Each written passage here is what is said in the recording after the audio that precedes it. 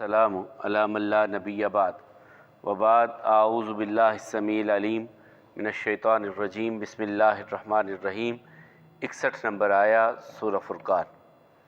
تبارک الذی جعل فی السماء بروجا وجعل فیہا سراجا وقمرا منیرا وهو الذی جعل اللیل والنہار خلفۃ لمن اراد ان یذکر او اراد شکورا وعباد الرحمن الذین یمشون علی الارض ہونا وَإِذَا خَاطَبَهُمُ الْجَاهِلُونَ قَالُوا سَلَامًا۔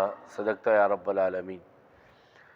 تبارکا بڑی برکت والی ہے، الذی وہ ذات جعل بنایا، فی السماء آسمان میں، بروجا بروج کو، وجعل اور بنایا، فیہا اس میں، سراجن سورج، وقمرن اور چاند، منیرا روشن، وہو الذی وہ ذات ہے، جعل بنایا، اللیل رات کو، والنہار اور دن کو، خلفتاً ایک دوسرے کے پیچھے آنے والے، لمن ارادہ جو چاہے، ان یذکرہ نصیحت حاصل کرے، او اراد شکورا یا وہ چاہت رکھے شکر گزاری کی، وعباد اور بندے، الرحمن رحمان کے، الذین وہ جو، یمشون چلتے ہیں، علی الارض زمین پر، ہونا بڑی ہی آہستگی کے ساتھ، نرمی کے ساتھ، وَإِذَا اور جب خاطبہم مخاطب ہوتے ہیں ان سے، الجاہلون جاہل، قالوا وہ کہتے ہیں، سلاما سلام ہو۔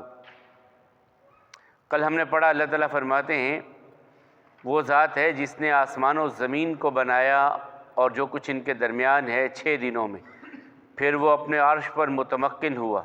رحمان پوچھئے خبر رکھنے والوں سے اس کے بارے میں، جب ان سے کہا جاتا ہے کہ رحمان کو سجدہ کرو تو یہ کہتے ہیں رحمان کیا ہے کہ ہم سجدہ کریں اس کو جس کا آپ ہم کو کہتے ہیں؟ یہ نفرت میں اور آگے بڑھ جاتے ہیں۔ پھر فرمایا تبارک الذی جعل فی السماء بروجا، بڑی برکت والی ذات ہے وہ جس نے آسمان میں بروج کو رکھا۔ بروج سے مراد 2 چیزیں ہو سکتی ہیں، ایک تو بڑے بڑے سیارے، یا دوسرا آسمان کے جو دروازے رکھے گئے ہیں جہاں سے فرشتوں کا آنا جانا ہوتا ہے اور جہاں سے ارواح کا بھی اوپر جانا ہوتا ہے، جس کے بارے میں اللہ تعالیٰ نے کہا کہ کچھ ایسے بھی استغفر اللہ لوگ ہوتے ہیں کہ لا تفتح لہم ابواب السماء، ان کے لیے آسمان کے دروازے ہی نہیں کھولے جاتے، اور ان جو ہے کچھ ایسے ہوتے ہیں کہ جن کو وہاں پر بھی مبارکباد کے ساتھ آسمان، جو رسول اللہ صلی اللہ علیہ وسلم نے فرمایا کہ جب انہیں وہ بہترین جنت کے لباس میں لپیٹ لیتے ہیں روح کو، جب مومن بندے کی روح کو لے جایا جاتا ہے تو خوشبو ایسی ہوتی ہے کہ آنے جانے والے فرشتے اس کو محسوس کرتے ہیں، وہ سوال کرتے ہیں کون ہے یار جس کی روح کو اتنے اعزاز کے ساتھ اتنی خوشبوؤں میں لپیٹ کر کے لے جا رہے ہو؟ تو وہ فرشتے بڑی عزت کے ساتھ، کرامت کے ساتھ، تکریم کے ساتھ تعارف کرواتے ہیں، فلاں فلاں کا بیٹا فلاں جگہ کا رہنے والا، آج اس کی اجل آئی تھی، اس کی روح کو لے جایا جا رہا ہے۔ ان کے لیے پھر آسمانوں کے دروازے بھی کھلتے ہیں۔ اللہ ہم سب کے لیے بھی موت کے وقت میں اور اس کے بعد ایسا ہی کرے۔ تو کچھ کے لیے کھولے نہیں جاتے، یا پھر نبی کریم صلی اللہ علیہ وسلم ایک دن بیٹھے ہوئے تھے، جبریل امین علیہ السلام آگے، اور ایک بڑے زور کا دھماکہ سا ہوا، سب نے اوپر دیکھا تو جبریل امین علیہ السلام کہنے لگے یا رسول اللہ صلی اللہ علیہ وسلم، آج آسمان کا وہ دروازہ کھلا ہے جو آج سے پہلے کبھی نہیں کھلا۔ ایک فرشتہ آیا اور اس نے آ کر کے سلام کہا رسول اللہ صلی اللہ علیہ وسلم کو، تو جبریل امین علیہ السلام تعارف کروانے لگے یہ فرشتہ آج سے پہلے زمین پر بھی کبھی نہیں آیا، اور اس نے آ کر کے کہا یا محمد صلی اللہ علیہ وسلم ابشر بنورین، اے محمد صلی اللہ علیہ وسلم آپ کو 2 نوروں کی خوشخبری دینے کے لیے آیا ہوں۔ وہ ایک تو سورۃ الفاتحہ تھی اور ایک اختتامیہ سورۃ البقرہ کا آخری جو آیات 2 ہیں، یہ اللہ تعالیٰ کی طرف سے آپ کو 2 نور عطا کیے گئے ہیں۔ تو بہرحال بروج سے مراد آسمان کے دروازے بھی ہو سکتے ہیں، بروج سے مراد جو سیارے ہیں وہ بھی، جس نے آسمان میں بروج بنائے، وجعل فیہا سراجا، اور اس نے اس میں ایک سراج رکھ دیا، یعنی سورج کو رکھ دیا۔ سراج چراغ کو اصل میں کہتے ہیں، چراغ کی روشنی بھی ہوتی ہے اور تپش بھی ہوتی ہے، تو سورج کے لیے یہ لفظ اللہ تعالیٰ نے یہاں استعمال کیا ہے کہ تپش بھی ہے اور روشنی بھی ہے، اس لیے اسے سراج کہا گیا۔ ویسے عام سراج جو ہے وہ چراغ کو جو دیے جلتے تھے کبھی، دیے کے لیے آتا ہے۔ وَقَمَرًا مُنِيرًا، اور چاند روشن، چاند کی اپنی تو نہیں، یہ تو ریفلیکٹ کرتا ہے سورج کی روشنی کو، اور جذب کرتا ہے اور پھر بعد میں ہمارے لیے ریفلیکٹ کرتا ہے اللہ تعالیٰ کے حکم سے۔ وَهُوَ الَّذِي جَعَلَ اللَّيْلَ وَالنَّهَارَ خِلْفَةً، وہ ذات ہے جس نے رات اور دن کو ایک خلفہ، آگے پیچھے آنا ایک دوسرے کے بعد، اسی سے خلیفہ کا لفظ بھی ہوتا ہے نا، بعد میں آنے والا، تو یہ دونوں ایک دوسرے کے بعد آگے پیچھے، یہ ایک سرکل ہے جو اللہ تعالیٰ نے ان کا چلایا ہے۔ تو فرمایا وہ رب نے ہی چلایا ہے، آپ جتنی مرضی روشنی کر لیں، جو دن کی روشنی ہوتی ہے وہ دن کی ہوتی ہے، آپ دن کے وقت کتنے ہی اندھیرے کر لیں وہ روشنی پھر بھی روشنی رہتی ہے۔ یہ بھی اللہ تعالیٰ کی طرف سے ایک نظام ہے۔ لمن اراد ان یذکر، یہ نشانی ہے اس میں بہت، اس کے لیے جو نصیحت حاصل کرنا چاہتا ہے اس کے لیے یہی بڑی نشانی ہے کہ ہم کتنے بھی طاقتور ہو جائیں اس نظام کو نہ بدل سکتے ہیں، نہ روک سکتے ہیں، نہ پلٹا سکتے ہیں، نہ کچھ کر سکتے ہیں۔ چلے جائیے سیکنڈ نیویا، یہ تین بڑے ممالک جو ہیں، ڈنمارک، سویڈن اور ڈنمارک، سویڈن اور ایک اور ہے، میں نام ذہن سے نکلا، اب وہاں پر وہ جو مسلسل سورج نکلا ہی رہتا ہے 22 گھنٹے، اب وہ کیا کرتے ہیں، وہ پردے لگا کر کے رات کا وہ بناتے ہیں، اور ٹائمنگ کے حساب سے سونا اور ٹائمنگ کے حساب سے وہ زندگی ان کی کس طرح کی ہوتی ہوگی کہ صرف گھڑی کی سوئیوں کے ساتھ ہی سو رہے ہیں اور پردے لگا کر کے کچھ اندھیرا کر لیا اور سو گئے، اور سورج غروب ہی نہیں ہوتا ان کے لیے، ڈوبتا ہی نہیں ہے، 6 ماہ کے لیے ایسی کیفیتیں رہتی ہیں۔ تو بہرحال اللہ تعالیٰ کہتے ہیں کہ اس نے اس میں نصیحت ہے، جو نصیحت حاصل کرنا چاہے اس کے لیے نشانی ہے، جو اللہ کی شکر گزاری کرنا چاہے کہ اس رب نے رات کو آرام کے لیے کتنا بہترین موقع عطا کر دیا، دن کو کام کرنے کے لیے روشنی عطا کر دی، شکر گزاری تو بہت بڑی ہے اس میں، توانائی کا اتنا بڑا ذریعہ سورس ہمیں سورج کی شکل میں دیا ہے، آگے نا سب کے سب اسی طرف آ جاؤ، سولر کی طرف، یہ اللہ تعالیٰ نے کتنا بڑا توانائی کا دے دیا، کبھی اس کی توانائی، کبھی لوڈ شیڈنگ سورج کی نہیں دیکھی ہوگی آپ نے، جب سے آپ نے ہوش سنبھالا ہوگا کبھی کسی نے دیکھی نہیں ہوگی، ہاں کبھی کبھی اللہ تعالیٰ تھوڑا سا دکھاتے ہیں جھلک، وہ درمیان میں کچھ تھوڑا سا سیارہ لے آ گیا، کوئی چاند آ گیا تو ہم کہتے ہیں سورج کو گرہن لگ گیا، تو وہ بھی اللہ تعالیٰ دکھاتے ہیں کہ اگر میں روشنی بھیج رہا ہوں تو میں روک بھی سکتا ہوں، جب چاہوں جس طرح چاہوں۔ اللہ کے حبیب علیہ السلام کے بیٹے ابراہیم جب فوت ہو گئے مدینہ میں، تو خواتین اور مرد لوگوں نے باتیں شروع کر دیں کہ دیکھا سورج نے بھی غم کیا ہے، آقا کا بیٹا فوت ہوا ہے نا، سورج نے غم کیا ہے۔ تو رسول اللہ صلی اللہ علیہ وسلم نے وہ چادر کندھوں پہ لی اور جلدی سے مسجد کی طرف آئے، تو آ کر کے خطبہ دیا اور اعلان کیا گیا الصلاۃ جامعۃ، نماز کھڑی ہونے والی ہے۔ لوگ اکٹھے ہو گئے، رسول اللہ صلی اللہ علیہ وسلم نے نماز پڑھائی، جسے صلاۃ القصوف، قاف سین واو اور فا، اور کبھی خسوف، خا سین واو اور فا، خسوف اور قصوف، یہ ایک ہی نماز کے دو نام ہیں، بعض نے کہا چاند کے لیے اور سورج کے، بہرحال دونوں ایک ہی ہیں۔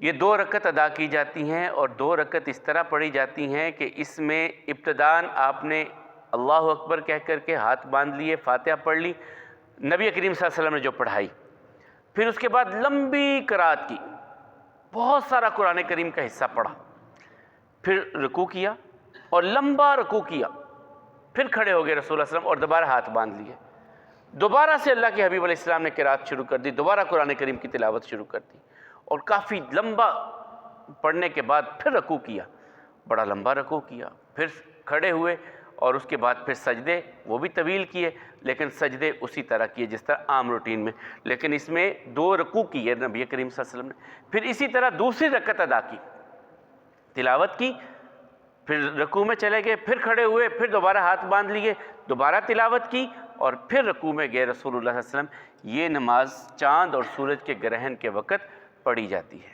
پھر خطبہ دیا رسول اللہ صلی اللہ علیہ وسلم نے، فرمایا ان الشمس والقمر آیۃ من آیات اللہ لا ینکسفان لموت احد ولا لحیاتہ، یہ چاند اور سورج اللہ کی نشانیاں ہیں، کسی کی زندگی اور موت کا ان پر کوئی اثر نہیں ہوتا کہ فلاں فوت ہو گیا تو چاند کو سورج کو، یہ اللہ تعالیٰ نے جب چاہا جیسے چاہا ہو گیا، کسی کی موت و حیات کا ان کے ساتھ کوئی معاملہ نہیں ہے، یہ رسول اللہ صلی اللہ علیہ وسلم نے فرمایا۔ تو اللہ تعالیٰ فرماتے ہیں جو بھی اللہ کا نصیحت حاصل کرنا چاہے اور جو شکر گزاری چاہے۔ پھر آگے یہ جو آیات آ رہی ہیں، یہ اولیاء اللہ کی پہچان میں سب سے بڑھ کر ایک معیار ہے قرآن کریم میں، کہ آپ نے پہچاننا ہے کہ یہ بندہ اللہ کا ولی ہے، ان آیات کو پڑھتے چلے جائیں، اس بندے کو دیکھ لیں، آپ کو سمجھ آ جائے گی کہ یہ ولی اللہ ہے یا ولی الشیطان ہے، سمجھ آ جائے گی۔ شیطان کے بھی ولی ہوتے ہیں، ساتھی ہوتے ہیں نا، اور اللہ والے بھی ہوتے ہیں۔ اللہ والوں کی اوصاف اللہ تعالیٰ نے خود نام لے کے کہا میرے بندے جو ہیں، رحمان کے بندے جو ہیں، ان میں یہ خوبیاں ہیں۔ و عباد، عباد عبد کی جمع ہے، عبید بھی آتا ہے اور عباد بھی، دو طرح سے جمع اس کی آتی ہے۔ الرحمن، رحمان کا کل میں نے آپ کو بتایا تھا فعلان کے وزن پر ہے، جس کی رحمت میں شدت ہو، یعنی رحمت میں شدت، جوش، یا اس کی بعض نے پھر مثال اس طرح دی کہ جس طرح سمندر میں جوش ہوتا ہے، اس کی لہریں اٹھتی ہیں، بار بار آتی ہیں، اس طرح اللہ کی رحمت کا جو ہے، یہ رحمان کا جو لفظ ہے، یہ اس کا جو ہے ایک مثال یا سمجھانے کے لیے بیان کی جاتی ہے۔ عباد الرحمن، رحمان کے بندے، الذین، وہ جو، یمشون، چلتے ہیں، مشی، چلنا، علی الارض، زمین پر، ہونا، بڑی آہستگی کے ساتھ، بڑی نرمی کے ساتھ۔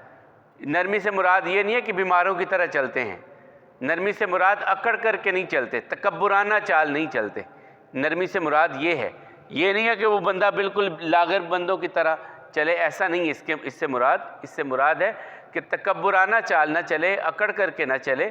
اور خود رسول اللہ صلی اللہ علیہ وسلم کے بارے میں آتا ہے کہ تھوڑا سا سینے کو آگے کو جھکا کر کے چلتے تھے، جس طرح کوئی پہاڑی سے یا اونچی جگہ سے اترتے ہوئے تو تھوڑا سا سر اور سینہ تھوڑا سا آگے کو جھکتا ہے، اس طرح رسول اللہ صلی اللہ علیہ وسلم چلا کرتے تھے، یہ کیفیت بیان کی جاتی ہے۔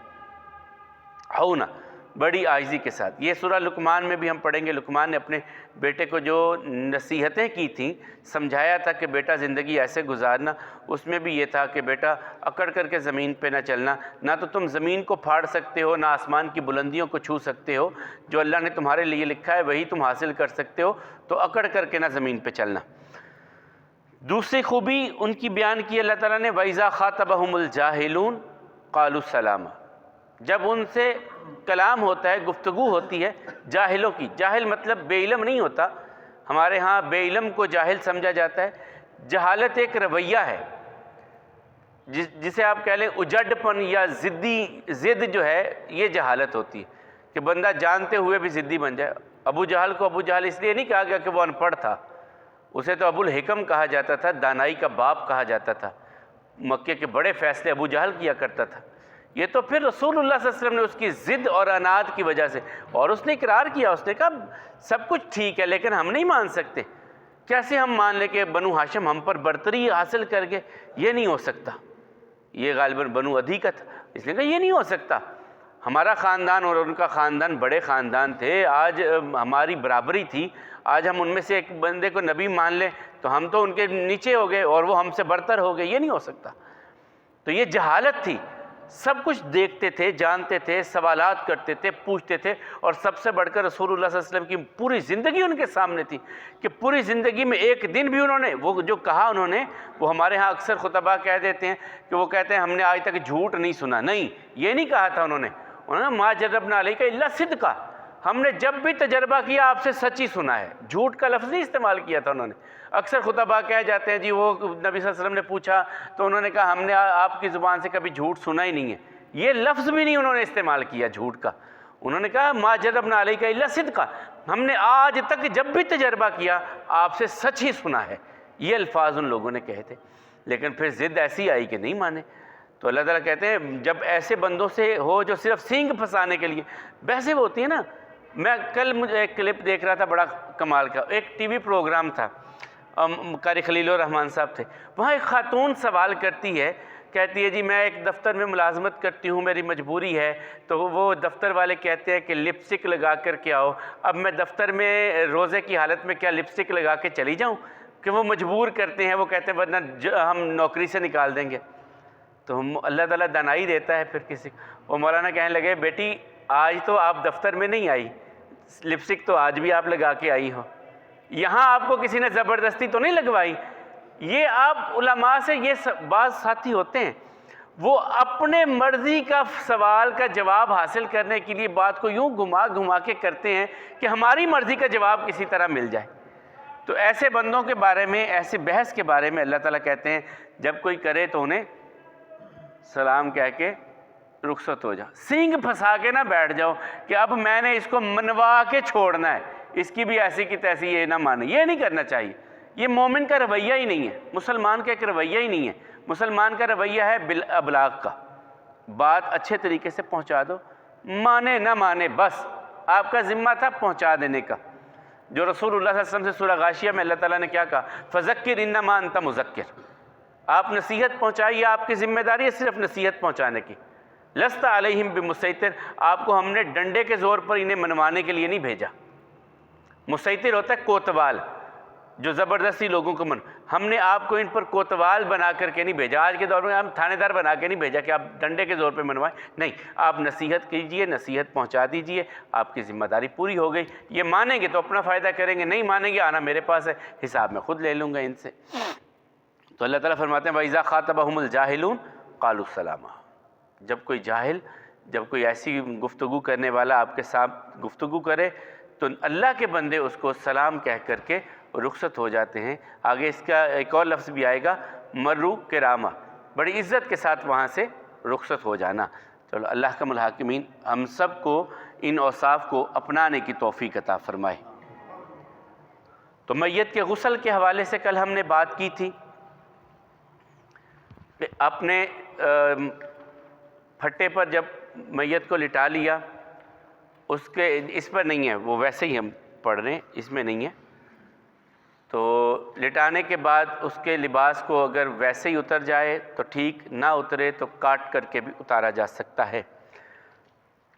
اور اس کے بعد اس کا سطر کا میں نے آپ کو بتایا تھا, چھپانے کے بعد استنجا کروانا ہے. مٹی کے ڈھیلے استعمال کر لیں, ویسے کر لیں, بہتر ہے مٹی کے ڈھیلے استعمال کیے جائیں. پھر وضو کروانا ہے میت کو. وضو کے بعد پھر اس کو سر کے بال اور پھر دائیں طرف اور بائیں طرف اور اس پانی میں بیری کے پتوں کا شامل کرنا. پھر اگر 3 مرتبہ 5 مرتبہ جو جس طرح بھی مناسب سمجھا جائے غسل دینا. غسل کے بعد مرد کو 3 چادروں میں کفن دینا, عورت کے لیے 5 چادروں کا ہونا. اور یہ بھی کوئی ہمارے ہاں بڑا مسئلہ بن جاتا ہے کہ کفن سلوانا, وہ چادر ہی آپ بڑی لے لیں, وہ چھوٹے اگر بر کی لیں گے تو وہ درمیان میں سے سلائی لگوانی پڑتی ہے, وہ بھی اتنا کوئی بڑا مشکل مرحلہ نہیں ہوتا. پھر جب آپ نے اسے چارپائی پر منتقل کر دیا اس پھٹے سے, تو اس کو جو ہے ہمارے ہاں جو کفن پہ لکھا جاتا ہے, کل میں نے آپ کو کہا تھا یہ اس کی کوئی حیثیت نہیں ہے.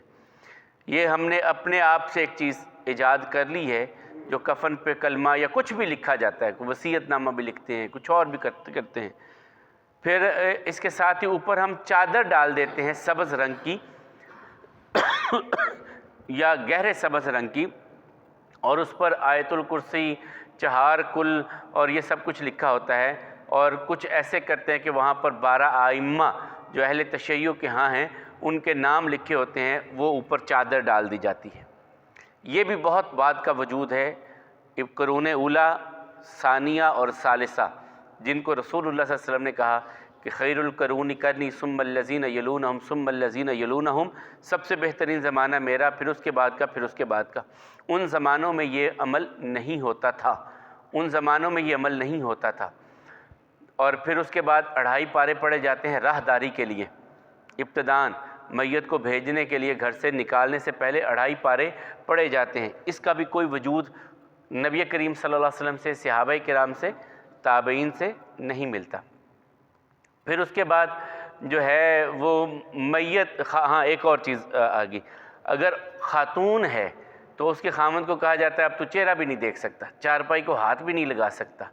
یہ خام خواہ کی مشکلات پیدا کر دی گئی ہیں. سید عائشہ رضی اللہ تعالیٰ عنہ کہتے ہیں رسول اللہ صلی اللہ علیہ وسلم آئے اور سر مبارک میں درد ہو رہا تھا آقا کریم علیہ السلام کے. تو میرے بھی سر میں درد ہو رہا تھا. میں نے کہا واہ راسا, ہائے میرا سر دکھ رہا ہے. آقا کہنے لگے یہ تو میرے دکھ رہا ہے. تو رسول اللہ صلی اللہ علیہ وسلم نے فرمایا اگر تو فوت ہو گئی تو میں تجھ کو غسل دیتا, کفن پہناتا, جنازہ پڑھتا اور تجھے دفن کرتا. پھر حضرت عائشہ مسکرا کے کہنے لگی ہاں پھر کسی اور کو میرے کمرے میں لے آتے, کوئی اور یہ میاں بیوی کا ایک محبت بھرا انداز تھا. تو نبی کریم صلی اللہ علیہ وسلم نے کیا کہا کہ میں تجھے غسل دیتا, تو ہمارے ہاں کہتے ہیں نہ چارپائی کو ہاتھ بھی نہیں لگانا. چلیں اس کے بعد حضرت فاطمہ رضی اللہ تعالیٰ عنہ کی وفات ہوئی ہے تو انہوں نے 2 لوگوں کے بارے میں کہا کہ مجھے غسل یہ دیں. ایک تھی سیدہ اسماء بنت امیس، یہ حضرت ابو بکر رضی اللہ تعالیٰ عنہ کی بیوی تھیں، اس وقت بیوی تھیں حضرت اسماء بنت امیس. یہ پہلے حضرت فاطمہ کی بھاوج تھیں، یعنی بڑے حضرت علی کے بڑے بھائی حضرت جعفر کی بیوی تھیں. حضرت جعفر شہید ہو گئے تو ان کی شہادت کے بعد حضرت ابو بکر سے ان کا نکاح ہوا اور ان سے ایک بیٹے پیدا ہوئے محمد بن ابی بکر. تو ان کے بارے میں اور حضرت علی کے بارے میں حضرت فاطمہ نے کہا کہ مجھے غسل علی دیں اور اسماء بنت امیس یہ مجھ کو غسل دیں. تو حضرت علی نے غسل دیا حضرت فاطمہ کو. تو یہ ایسا نہیں ہوتا. وہ کہتے ہیں جی وہ نکاح ٹوٹ جاتا ہے. نکاح یہاں پر ایک اور چیز بھی ہے، خاتون سے نکاح ختم ہو گیا، وہ تو محرم سب کے لیے، میت تو سب کے لیے محرم ہو جاتی ہے. اب یہ اگر اس کا رشتہ تعلق سارا ہی ختم ہو گیا تو پھر اس کی جائیداد میں سے حصہ کیسے لے گا خامد؟ خامد بھی تو بیوی کی جائیداد سے حصہ لیتا ہے نا، اس کا بھی تو چوتھا حصہ بنتا ہے نا. پھر وہ کس حیثیت سے لیتا ہے؟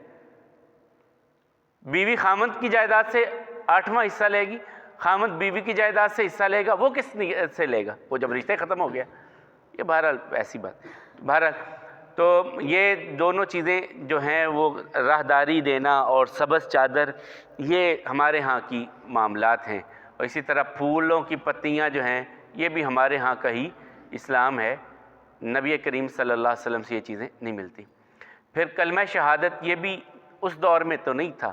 یہ جب ہم عرب سے عجم میں اسلام آیا تو ہم نے رام نام ستیہ ہے کہتے ہوئے دیکھا تھا اپنے بڑوں کو، تو ہم نے اس کے مقابلے میں یہ بنا لیا. وہ کہتے تھے رام نام ستیہ ہے، ہم نے اس کے مقابلے میں اس نام کو لے لیا. بہرحال یہ بھی رسول اللہ صلی اللہ علیہ وسلم سے نہیں ہے. میت کو لے جاتے ہوئے اس کا سر جو ہے وہ آگے کی طرف ہونا چاہیے، جس طرف آپ لے کے جا رہے ہیں، جدھر جا رہے ہیں اس طرف سر ہونا چاہیے. پاؤں جس طرف بھی آ جائیں اس کا کوئی مذائقہ نہیں ہے. اور اس کے بعد نبی کریم صلی اللہ علیہ وسلم نے ایک جنازے کو جاتے ہوئے دیکھا تو کھڑے ہو گئے. کہا یا رسول اللہ، یہ تو یہودی ہی عورت ہے، اس کا جنازہ جا رہا ہے. فرمایا موت ایسی چیز ہے اور میت ایسی چیز ہے کہ اس کے لیے اللہ سے پناہ بھی مانگتے رہنا چاہیے. اور کھڑے ہوئے رسول اللہ صلی اللہ علیہ وسلم. بعض اوقات بیٹھے بھی رہے، یہ بھی بعد میں ملتا ہے کہ کہیں بیٹھے رہے، لیکن یہ بھی نبی کریم صلی اللہ علیہ وسلم کا بہرحال صحیح بخاری میں غالباً یہ روایت ہے. پھر کہا کہ میت کے ساتھ جانا جنازے کے لیے صرف اس لیے کہ اللہ کو راضی کرنا ہے. یہ ایک مسلمان کا مسلمان پر حق ہے. 6 حق بیان کیے ہیں، آپ کے میرے ذمے ہیں، میرے آپ کے ذمے ہیں. سب سے پہلے سلام لینا. دوسرا، جب کبھی آپ کو چھینک آئے یا مجھے چھینک آئے تو میں نے الحمدللہ کہا یا آپ نے کہا تو مجھے جواب دینا. یہ آپ کا میرے ذمے، میرا آپ کے ذمے ہے. اس طرح جب مجھے کسی معاملے میں نصیحت چاہیے ہو، میں آپ سے کچھ مشورہ کروں تو امانت داری کے ساتھ مشورہ دینا، یا آپ مجھ سے مشورہ کریں تو مجھے امانت داری سے مشورہ دینا، نصیحت دینا کرنا یہ بھی لازم ہے. اور اسی طرح جب بیمار ہو جائیں، آپ ہوں یا میں ہوں، تو ایک دوسرے کی تیمارداری کرنا. اور جب کبھی کوئی دعوت دے تو دعوت کو قبول کرنا. اور چھٹا، نبی کریم صلی اللہ علیہ وسلم فرمایا جب کوئی فوت ہو جائے تو اس کے جنازے کے پیچھے چلنا. یہ بھی ایک مسلمان کا دوسرے مسلمان پر حق ہے. پھر آپ جنازے کے لیے چلے جائیں، جنازہ مسجد میں بھی پڑھا جا سکتا ہے. اس میں بھی ہمارے ہاں سختی ہو گئی ہے. بہرحال بعض ایک فتویٰ میں دیکھ کر کے بہت پریشان ہوا. انہوں نے کہا جی کہ جنازہ بڑا تھا تو جنازگاہ کے ساتھ مسجد تھی، تو لوگ زیادہ تھے تو جنازگاہ میں پورے نہیں آئے، کچھ لوگ مسجد میں کھڑے ہو گئے. کیا ان کا جنازہ ہو گیا؟ ان کا جنازہ ان کا ہوا ہی نہیں. یہ پتہ نہیں کہاں سے خیر نکل آئی چیز. حضرت عمر بن عاص رضی اللہ تعالی، حضرت سعد بن ابی وقاص یہ فوت ہوئے. حضرت عائشہ نے پیغام بھیجا ان کا جنازہ مسجد میں لے کر کے آؤ تاکہ میں بھی اپنے حجرے میں جنازہ پڑھ لوں، جنازہ مسجد میں لے آؤ. لوگوں نے کہا یہ کیسا؟ تو کہا تم اتنی جلدی بھول گئے ہو، رسول اللہ صلی اللہ علیہ وسلم نے سہل و سہیل کے جو ہے سہل و سہیل کے جنازے مسجد میں نہیں پڑھائے تھے، رسول اللہ صلی اللہ علیہ وسلم نے پڑھائے تھے مسجد میں جنازے. تم اتنی جلدی بھول گئے ہو. اور یہ خواتین بھی اگر مسجد میں آ گیا ہے شامل ہو جائیں تو حضرت عائشہ کہتی ہیں میں شامل ہونا چاہتی ہوں، جو امت کی سب سے بڑی فقیہہ ہیں. چلیں یہ سارا ہو گیا. اس کے بعد انشاءاللہ کل ہم جنازے کے حوالے سے گفتگو کریں گے کہ کتنی تکبیرات ہیں، 5 ہیں، 7 ہیں، 9 ہیں، 4 ہیں، 3 ہیں، 2 ہیں، کتنی ہونی چاہیے، یا اس بارے میں کوئی اختلاف کی بھی ہے، اور کیا کیا اس میں ہوگا انشاءاللہ کل گفتگو۔ اللہ کا الحاکمین ہم سب کی کمیوں کوتاہیوں سے درگزر فرمائے اور ہم سب کو